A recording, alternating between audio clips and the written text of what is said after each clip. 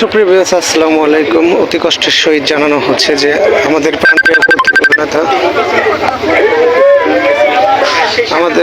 কৌতুক অভিনেতা রবি কাকা ওরফে রবি চেঙ্গু আর এই পৃথিবীতে নেই।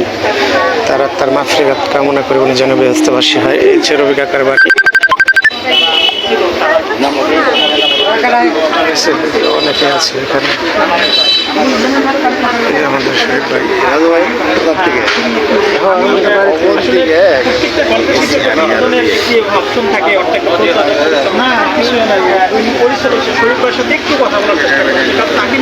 অনেকগুলো গল্প তৈরি করছেন। আর যেটা বলছিলাম, তিনি বাংলাদেশে কিনা, তিনি কিন্তু বাংলাদেশকে রিপ্রেজেন্ট করছেন দেশের বাহিরে। কারণ ভারতে যখন অনেকগুলো প্রোগ্রাম করছে তখন আমাদের বাংলাদেশের ভাবমূর্তি কিন্তু অনেক উজ্জ্বল রয়েছে।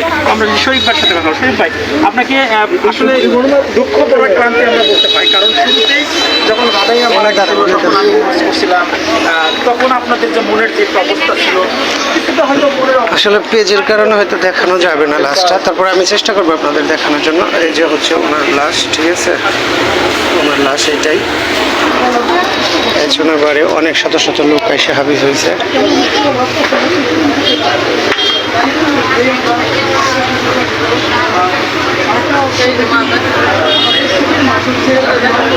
কি অবস্থা?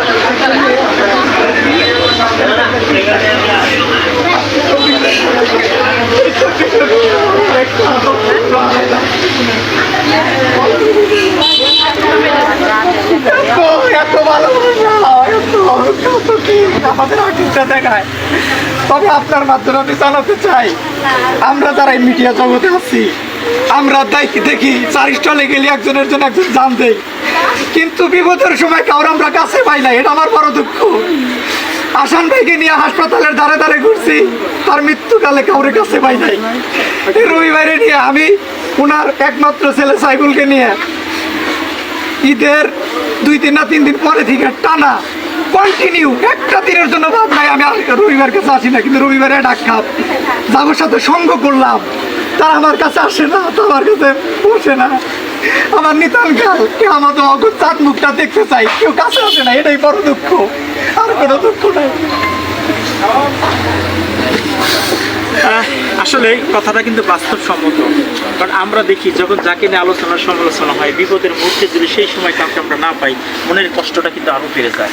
আমি এখানে অনেকে আদেশটা আছি, এখানে অনেকে কাজ করছে, একই সাথে কাজ করছে, সকলের মনের ভিতরে একটু ভারাক্রান্ত।